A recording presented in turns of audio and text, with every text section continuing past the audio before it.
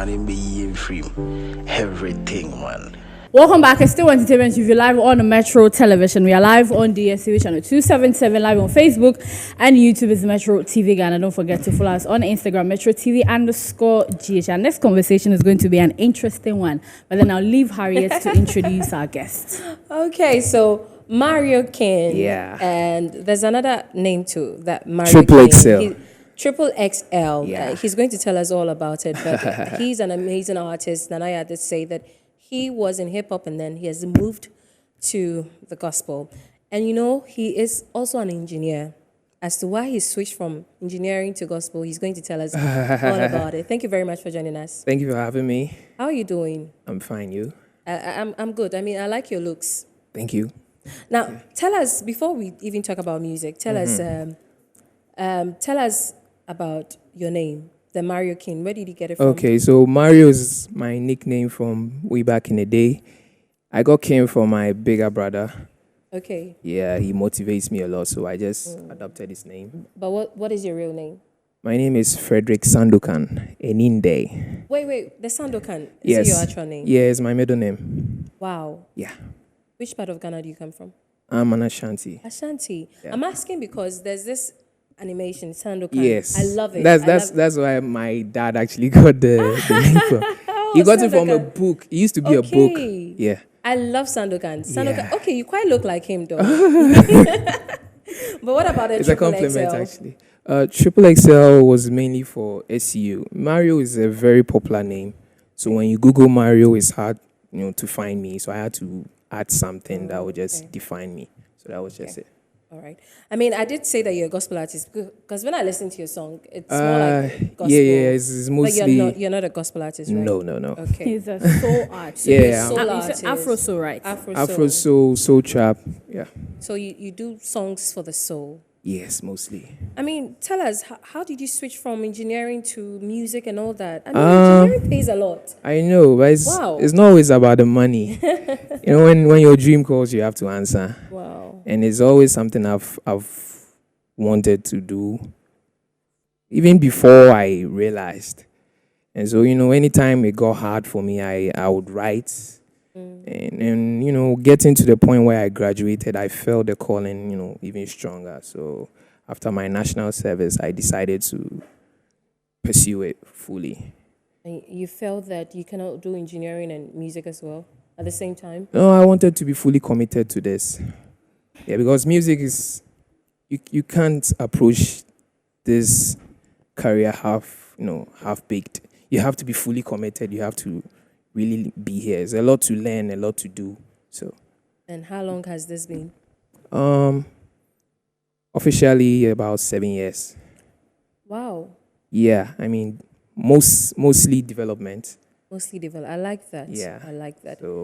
So what really convinced you that, yes, Afro Soul is my calling? I like to tell my story. I like to inspire. I hate seeing people look down on themselves, doubting their own abilities. I like to uplift people a lot. I like inspiring music. I could easily become a gospel artist, like you said. Yeah. I feel like that's where I actually enjoy this bit of the whole making music thing. Yeah, I mean, for someone who wants to encourage and motivate others, who motivates you? That's a tough question. I've never really thought about that. I'm mostly self-inspired, but then I'm human, so I draw inspiration from a couple of sources. My dad, he's a great guy, and some of my team members, and I've been working with some people for a very long time. My production team. And I have some, I don't have a mentor, but I have people I look up to, international artists, local artists. Can you mention some of them? Locally, I look up to Sarko there. Of course. Stone His Boy. name came up. Yes, Stone Boy. Internationally, I'm a Lil Wayne fan from back in the day. Music.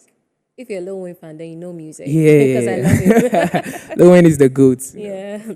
I mean, talking about Afro music, Afro soul. Yeah. It's not so much of a prominent genre in Ghana. No. I mean, I can say that Famia does a little bit of Because the songs he sings about Yeah. encouragement and all Yeah. that. I think I don't know. I can't really explain it, but he's he's a soul artist. Yeah. For me, it speaks Yeah. from the soul. Yeah. Given the fact that he uses the local dialect a lot, people try to True. take that away from him. But Yeah, I mean, if you he really pay is. attention to family, I mean, listening to your songs, the lyrics in there, and thinking about Familia, the kind of songs he does, yeah, I can totally say that he is also yeah, a soul artist as well. But back to my question, looking at how it's not really a prominent genre. Now it's all Afrobeat, Afrobeat, Afrobeat. Do you see yourself doing solely Afro soul, Afro soul? Are you gonna? no. I don't just do Afro soul.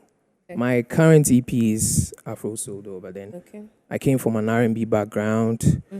I do soul trap, like I said. My first EP, Spaceman, was mostly soul trap. Okay. And then I decided to experiment with the sound, the Afro beats. So I went the soul direction because it's more comfortable for me. And it works for you. Yes. You went the soul direction because it's more comfortable for you. But Yes. I've heard you on a couple of like hard hip hop Yes. tracks before. Like I said, I've been here for a while. yes. I've been trying to find my way. You don't, these things don't just happen. You don't just discover which direction you're supposed to go. So it takes a lot of experiment, trial and error.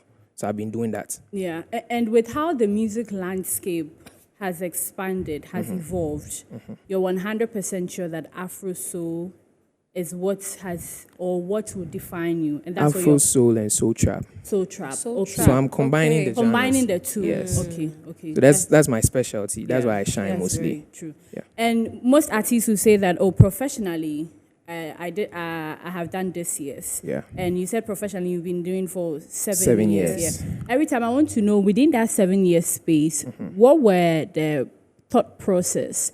What were the lessons that were learned as you propel yourself to, I wouldn't say stardom, but mostly when artists go through that transition, they are hoping to get to mainstream music. Yeah. So within that space, what were some of the lesson learned? What were the process? How did you prepare yourself that when the time comes, this is what I'm going to give my fans and people who love my music?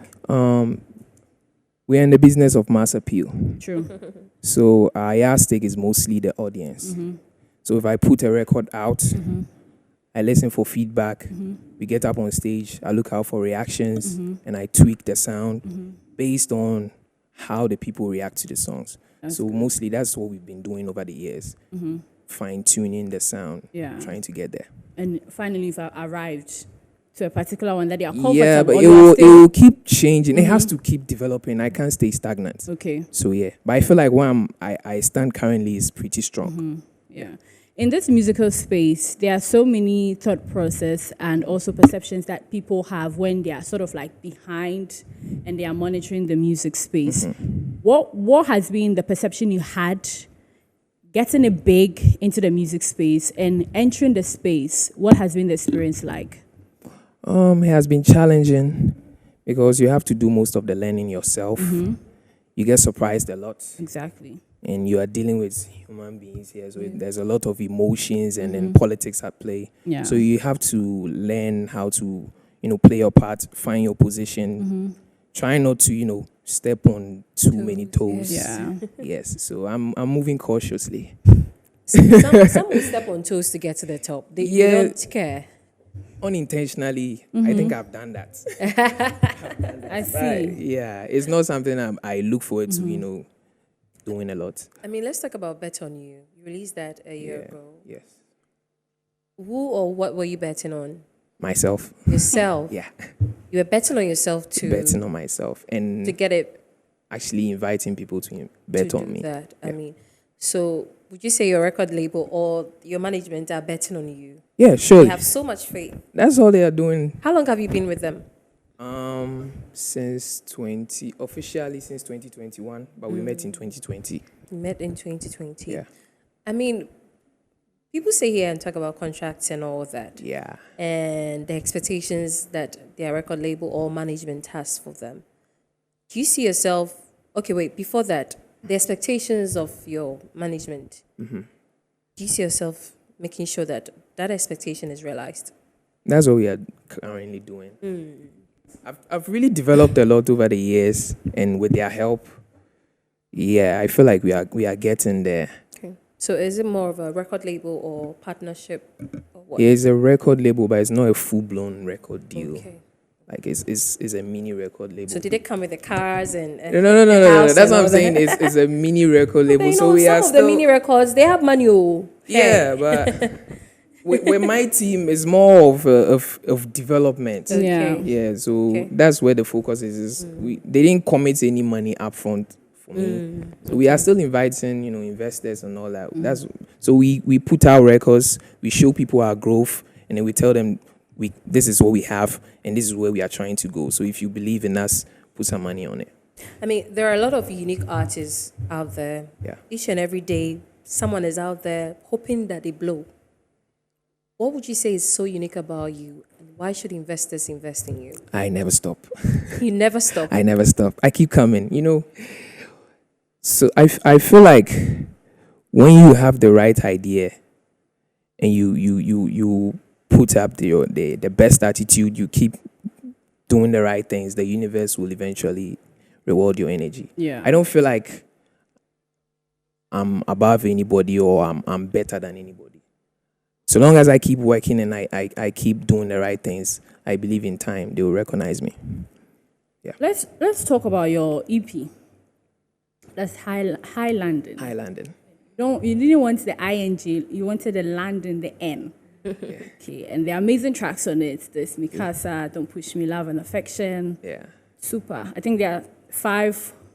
Word Up or something like that. Word Up 5 is songs. 5 songs. the latest one. That's very good. For someone to put out a project, you have to test the waters.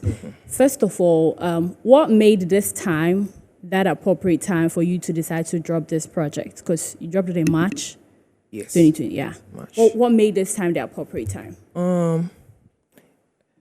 I got some great advice. So I currently work with From industry players? Or yes, I maybe- currently work with Ivy Distribution. Oh. So That's so I smart. personally we wanted to put the project out in December because it had the Yeah. December vibes to it, and then it has some elements of the Amapiano in there. So we felt like people were actually on vacation and they would vibe to it more. But I was advised against putting it out because there was a lot of competition out there. And, That's true. so we had to wait a bit for pressures to calm down Yeah. and put it out.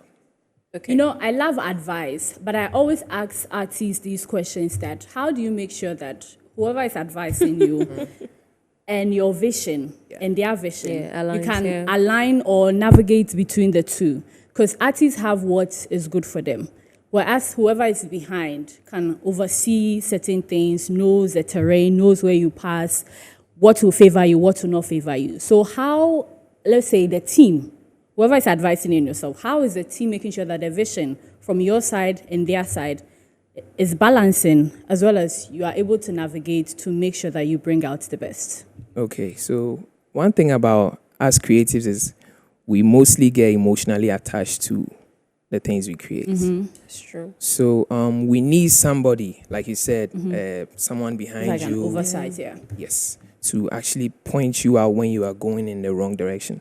So you have to, it's up to you, the artist, the creative, to verify people, check out their CVs, what they've done, see that this person is capable of doing this for you and trusting them to be, objective about your whole rollout and everything. So I trust them to get me the best out of what I'm doing. Yeah. So I'm done creating. The marketing is their expertise, so I have to trust them. If not, why are we working with them? Okay. Yeah. I really love people and their opinion about things. When, I like, it depends. When you give me your opinion, it's either I will take or I won't take it. But I love to listen.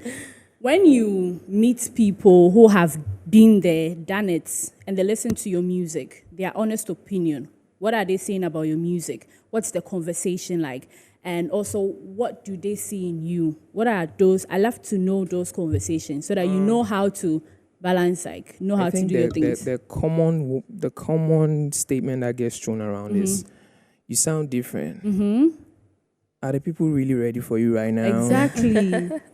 How committed are you to this? Because this will take time. This is not like something that will just blow up overnight. So are you really here? Or if you're not ready, you should, really think about what you're doing right now. Yeah. So that's all I hear that a Yeah. lot. Do they dissuade you sometimes when they say At this certain point, you can't things? dissuade me. I like that. But honestly, like, are you ready? Because the genre Hey. will take. I've been here Some 7 time. years. I've committed Yeah. 7 years of my life. Like I could be killing it in another Yeah. field, like Yeah. as an Engineering. engineer. I'm here 7 years. It's not easy. I'm here. It's good. Let's talk about your expectations for this EP. What are they? Yours first, and then your management expectations. This is just supposed to pave the way. Increase my audience, because the first EP was a soul trap, so I got a bit of the hip hop community and the R&B, and this is me trying to tap into the Afrobeats culture. Yeah. And then hopefully my next project will be like a combination of the two. Okay. Talking about collaborations, who do you see yourself collaborating with? Have you thought of Slim Kid? Yes. Because you too, like, he was sitting right there, and Yeah. there's some sort of Funny thing semblance. is, before Lonely Road, me and my team, we actually thought about reaching out to him. I don't know how that went, because I was in a creative Yeah. mode at the time, so I didn't really pay attention to the conversation. So Maybe after this conversation, German Portfolio is here, so yeah, that's my guy. Yeah, he can make it happen. He can make it happen, because Yeah. I'm really seeing you guys working together. It will be massive. It will be fire. It'll be crazy. It'll be I fire. love Slim Kids. Yeah.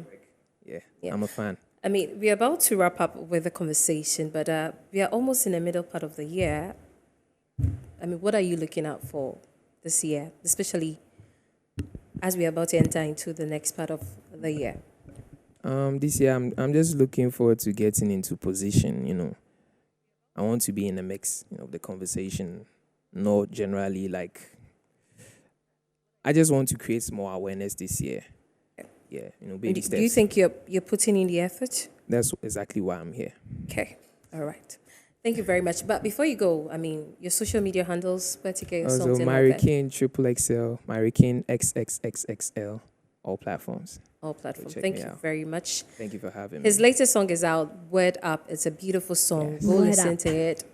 Go stream it, download it. The EP is also there. Go listen to it. Do TikToks with it and all that.